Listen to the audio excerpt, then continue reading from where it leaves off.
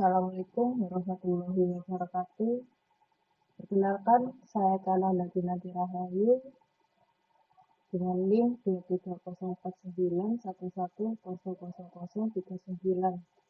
Di sini saya akan menjelaskan terkait analisa respon sistem. Pengertian respon sistem. Respon sistem atau tanggapan sistem merujuk ada perubahan perilaku output suatu sistem sebagai respon terhadap perubahan sinyal input. Diibaratkan seperti sebuah mesin yang harus menyesuaikan diri dengan perintah yang diberikan. Ketika mesin menerima perintah, ia akan berubah perilakunya untuk memenuhi kebutuhan tersebut. Jenis respon sistem. Respon sistem terbagi menjadi dua jenis, yaitu respon transien merupakan fase awal respon sistem dari saat sinyal input diterapkan hingga mencapai keadaan stabil. Lalu yang kedua ada respon steady state, terjadi setelah fase transien.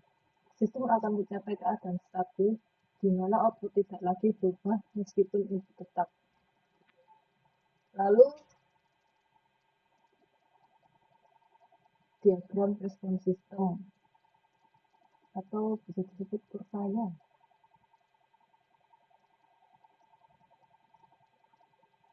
Itu untuk waktu naik sendiri, waktu naik adalah ukuran waktu yang diukur mulai dari respon 0 sampai dengan respon memotong sumbu steady state yang pertama. Ini grafiknya, ini garisnya. Dia mulai dari 0 sampai ke batas naik. Lalu untuk waktu puncak sendiri adalah waktu yang diperlukan respon mulai dari 0 hingga mencapai puncak pertama overshoot. Dimulai dari ini 0 sampai ke atas ini. Ini yang dinamakan waktu puncak. Lalu untuk waktu penetapan, yaitu ukuran waktu yang menyatakan respon telah masuk kurang lebih 5% atau 2%, kurang lebih 2% atau kurang lebih 0,5% dari keadaan steady state, yaitu 0 sampai ini, garis ini. Lalu T di sini adalah sumbu X terhadap waktu. Waktu sendiri dinyatakan dalam second atau detik. Lalu untuk waktu tunggal, yaitu ukuran waktu yang menyatakan faktor keterlambatan respon output terhadap input, diukur mulai 0 sampai respon mencapai 50% dari respon steady state. Itu ini.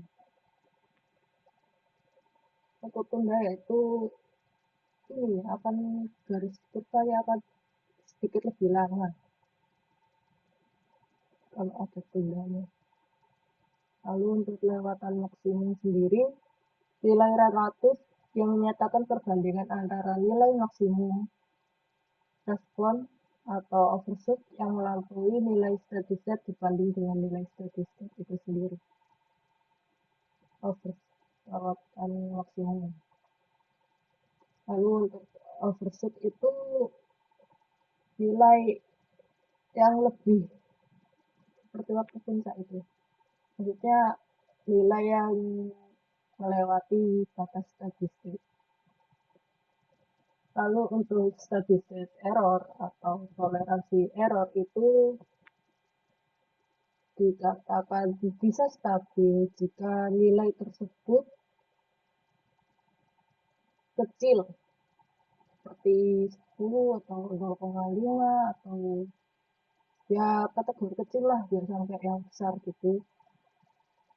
Lalu kita lanjut ke next slide. Untuk respon peralihan, underdamped respon, output meleset naik untuk mencapai input, kemudian turun dari nilai yang kemudian berhenti pada kisaran nilai input. Lalu untuk ini, under developed, nilai kurvanya naik, tidak stabil, naik turun lah. Lalu untuk vertical developed sendiri, output tidak melewati nilai input, tapi butuh waktu lama untuk mencapai target akhirnya. Dia tidak mencapai nilai input. Ini adalah kurva vertical developed. Lalu untuk over developed, respon yang dapat mencapai nilai input dengan cepat dan tidak melewati batas input. Jadi batas inputnya ini, jadi dia tidak bisa melampaui atau tidak melampaui batas dari input tersebut. Makanya dia cepat. Sekian penjelasan dari saya. Terima kasih sudah mendengarkan atau menjelaskan atau mendengarkan atau melihat penjelasan dari saya. Wassalamualaikum warahmatullahi wabarakatuh.